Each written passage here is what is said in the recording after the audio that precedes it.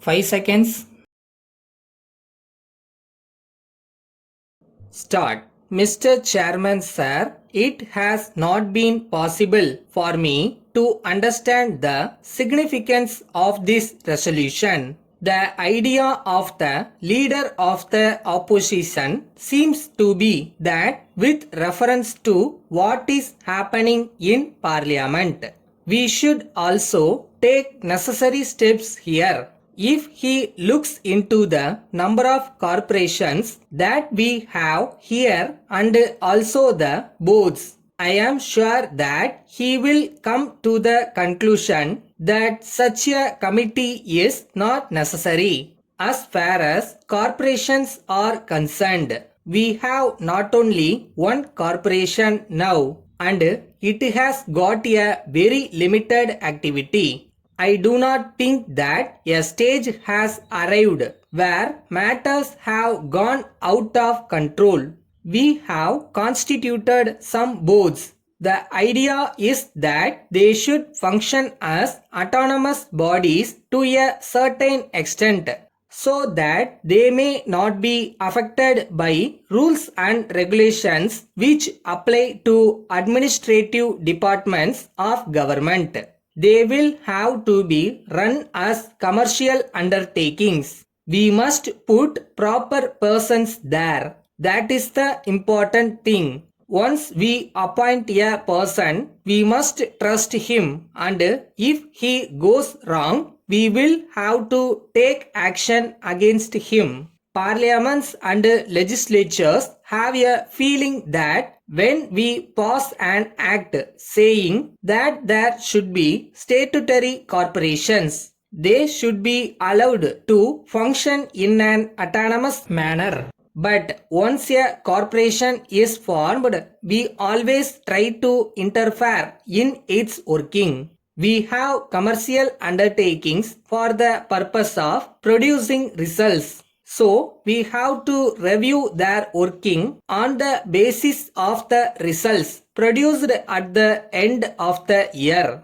With reference to these few boards and one corporation, we have got the estimate committee. It makes reports and we consider them. So, there is no necessity to appoint a committee so far as these activities are concerned. Even with reference to the big corporations which are set up in the public sector, we will have to get over the feeling that everything is going wrong and that we are not able to look into their working. I think there is such a feeling in Parliament also. Unless we give them some autonomy to function, they cannot be a success as we want them to be. I would submit that if today proper action is not taken in many cases in these corporations, it is on account of the fear of parliamentary questions. If we do not want any public sector concerns to function, we need not have them.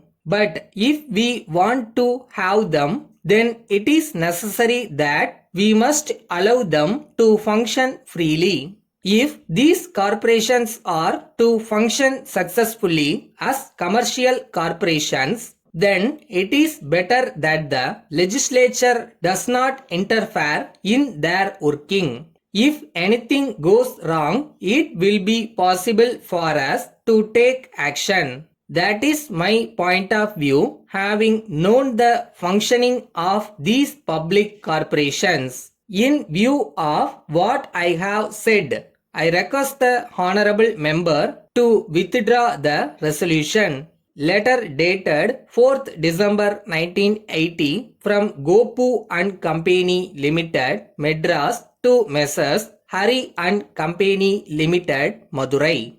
Dear sirs, we are obliged to you for your kind letter. We are pleased to hear that you are trying to sell the watches and clocks manufactured by you through us in this part of the country. We have great pleasure in agreeing to the terms offered by you for this purpose.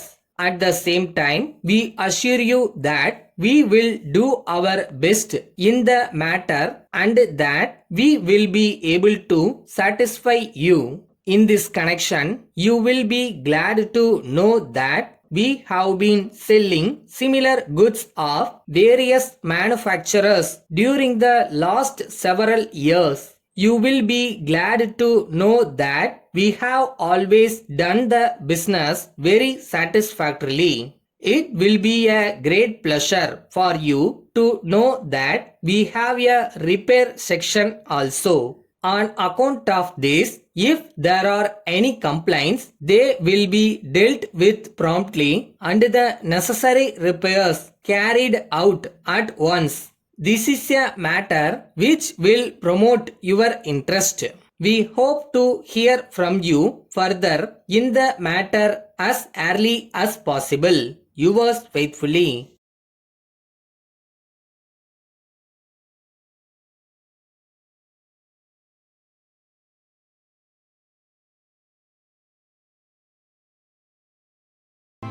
இதுதான்னு முடிவு பண்ணிட்டா நீ எந்த பாதையில் போகணுன்றத அந்த முடிவு தான் தீர்மானிக்கும். So decision எடுக்க கற்றுக்கங்க.